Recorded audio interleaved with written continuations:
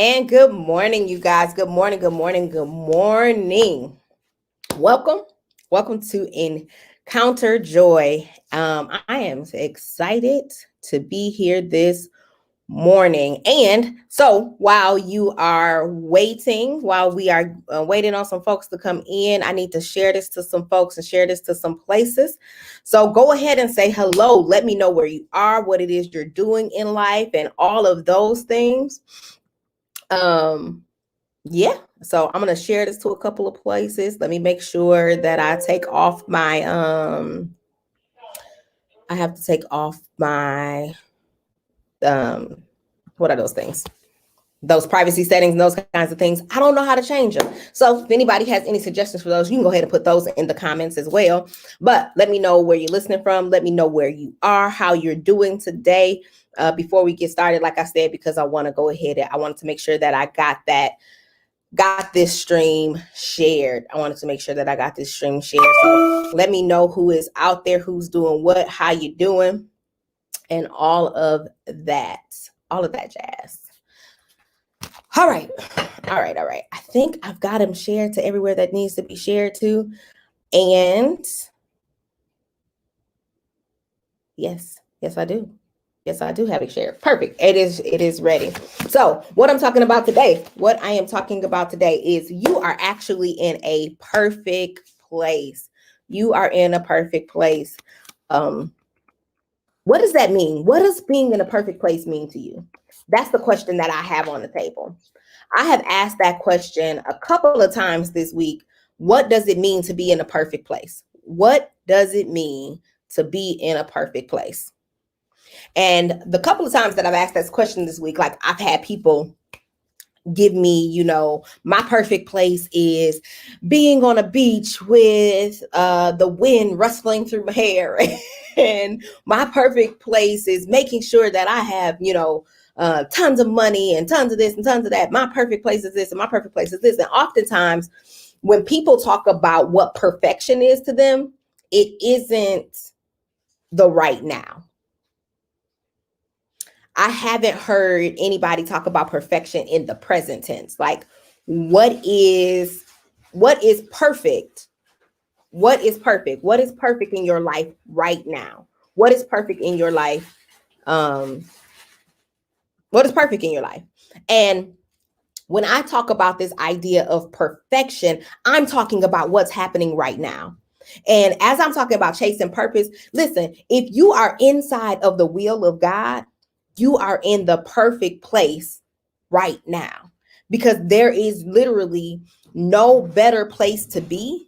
There is absolutely no better place that you can be than inside of God's will. And especially when you're doing this thing called pursuing purpose. If you're pursuing purpose and passion, like the present right now is perfect. The present right now is perfect. We have got to stop being so hard on ourselves, not being where we quote unquote think we should be, not being quote unquote where society says we should be, not being whatever the case is, and being okay with where we are. What is it going to take you to be okay with where you are? And as I've been looking at this idea of chasing purpose, the one thing that has bounced back to me is this idea right here. When it was the story of Caleb, and this is what made me remember about being in the perfect place. And so Caleb said he was 80. He had gotten to the place of being 85. Caleb was Joshua's partner. And so they were getting over to the promised land or whatever the case was. And Joshua and Caleb was still working. Caleb was 85. And he was like, I'm at this place where I don't want to stop doing anything. Like, I want to keep going. And so it was time for Caleb basically to choose his mountain. 85 years old. So at 85 years old, if he was in the perfect place because he had done all of the things, he had done the things that God had told him to do, he was the second spy that was like, yeah, we can take this land. And he was one of the older generation that was permitted to go over. And so, have you been permitted to go over? Have you been permitted to move forward? If God has permitted you to move forward, move. And when I say move forward, I mean move into your promise. If God has permitted you to move into your promise, then you are in the perfect place.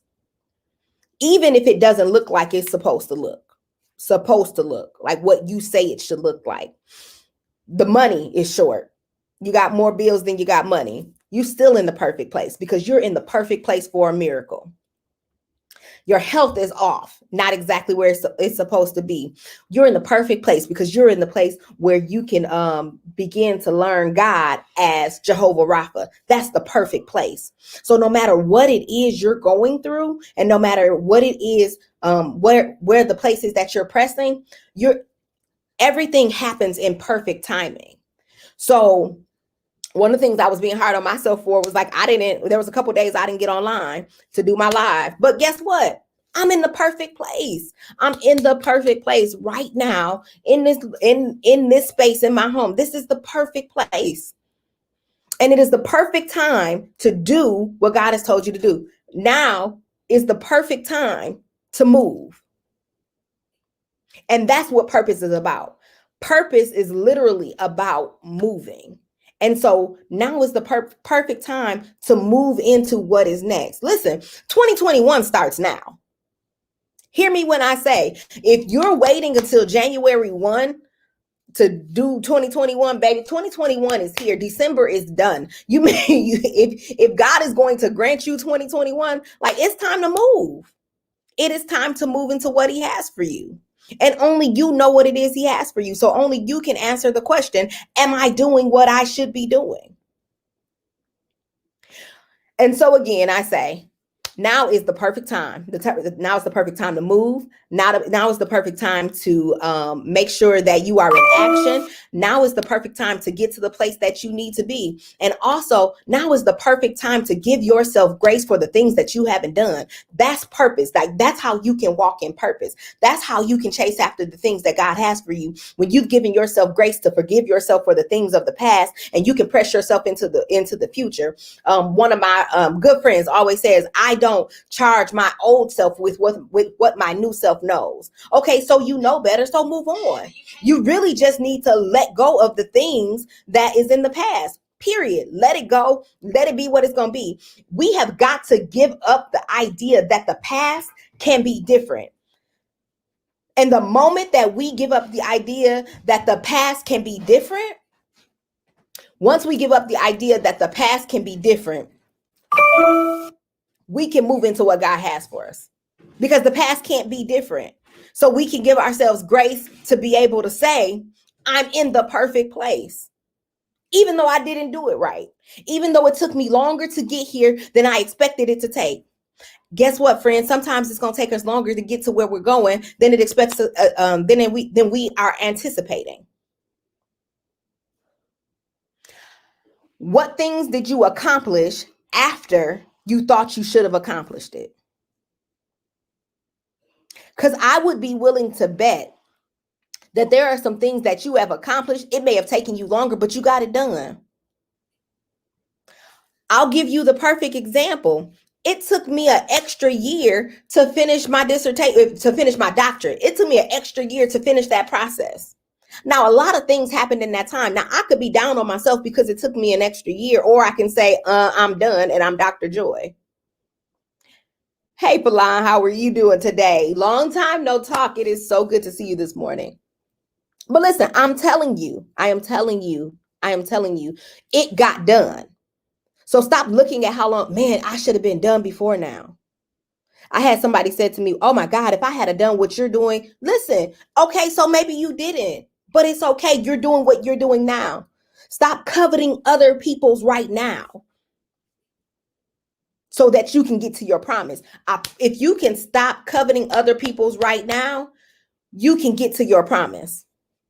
Because sometimes we covet what other people have done. Well, they finished this by the time they were 25. So I feel like mine isn't worth the same because I didn't finish it by the time I was 25. Bump that.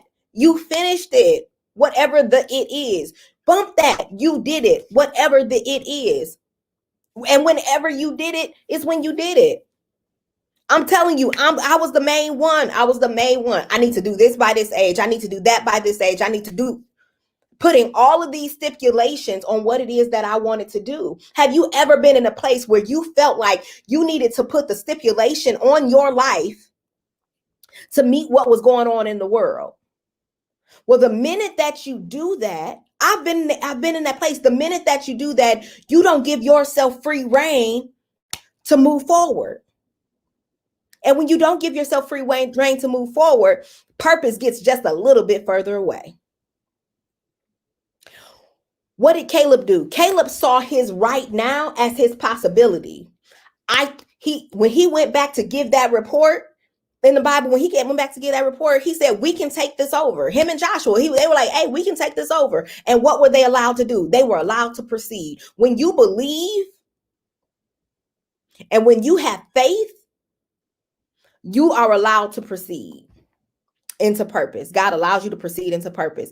And if you're allowed to proceed into purpose, whether you're 85, 25, 35, 45, you are in the right place at the right time with the right God.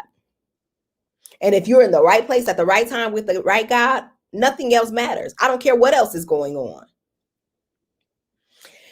We have got to let go of the shame place. The thing that shames us when we don't complete, or the thing that shames us when we aren't where we feel like we should be, the thing that shames us when we compare ourselves to other people. If we compare ourselves, we are already ready for a catastrophe. So, as we chase purpose, today's message, we are going to stop comparing ourselves. We are going to chase after the thing that God has for us. We are going to realize that we are in the perfect place at the perfect time, no matter what's going on, even if it looks like it's adverse to who we are or who we are going to be. If you're going to be a multimillionaire, declare, I'm going to be a multimillionaire. Even when it's $1,000 in the bank, I'm going to be a multimillionaire. Period. You're in the perfect place to achieve and to manifest that thing. But it's when it's like, oh, I want to be a multimillionaire and I'm not where I want to be because I need to do this. Oh, and I got bills and I got, oh, okay. We got all of those things. But the minute we take all of that and we push it into where we're going, it does not, the universe literally begins to align so that those things that we're supposed to be doing in purpose comes to us. It's an energy thing. We attract it to us. That is the principle of reaping and sowing. Bible, you reap what you sow. So if you're sowing comparison, if you're sowing contempt for where you've been, you're going to reap contempt. But if you're sowing gratefulness for where you're going, if you're sowing gratefulness for where you are, if you're sowing gratefulness for your right now, let me tell you what you're going to reap. You're going to reap the harvest. Listen, fig trees reap figs. So if you're reaping the things that if you can only reap what you are, and if you're all those other things, then you're going to reap those other things. But if we put those practices into place, I am a witness that you reap the harvest, the benefit. Yeah, it may not go. Lost my job during COVID. I did. But what I sold during that time, listen, you sow money, you reap what? Money. You if you're a giver, you can be a good receiver. You'll have to be able to receive if you give. Listen, that's how reaping, sowing and reaping works. Laws of attraction, whatever you want to call it, it's the same principle. What you give out is what comes back to you. You grow what you sow. And so if you sow that I'm in the perfect place at the perfect time, guess what? Perfection continues to come. Things continue to perfect in both the spirit and spiritual realm and the natural realm. That's how that works. So just like I talked about Caleb, just like Caleb said, we can conquer it, we can go over. Guess what wound up happening? He wound up conquering and going over. And at 85, Caleb out here like, give me my mountain. So can you say, give me my mountain? What mountain do you need? What mountain do you need to step on and claim? What do you need to throw away? What do you need to push away? What do you need to say? What is not beneficial for you that you delve into? There was a time in my life when I was delving into things that were so not beneficial. Negativity, that's not beneficial. Blaming others, that's not beneficial. But when I got to a place where I was able to go from negativity to positivity, from blaming others to accepting responsibility, from blaming others to accountability, to being accountability to who I am, to being able to measure whether or not I am growing, to operating in a place of excellence, let me tell you how the tables turn. Friends, you reap what you sow. And so I encourage you to sow that you are in a perfect place. You are in the perfect place.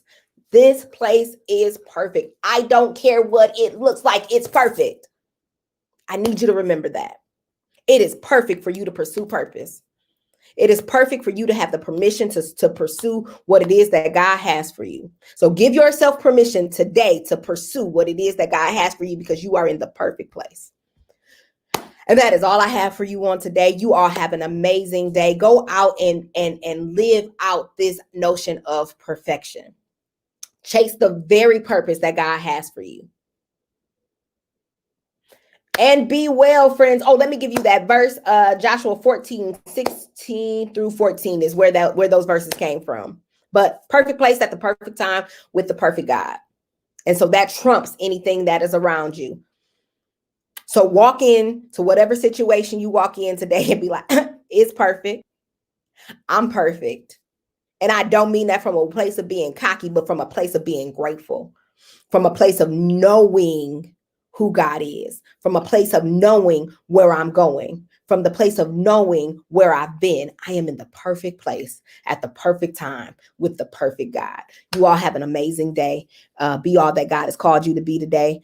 And make sure that you share with someone else, no matter what it looks like, they're in the perfect place. All right. Be well, my friends. Be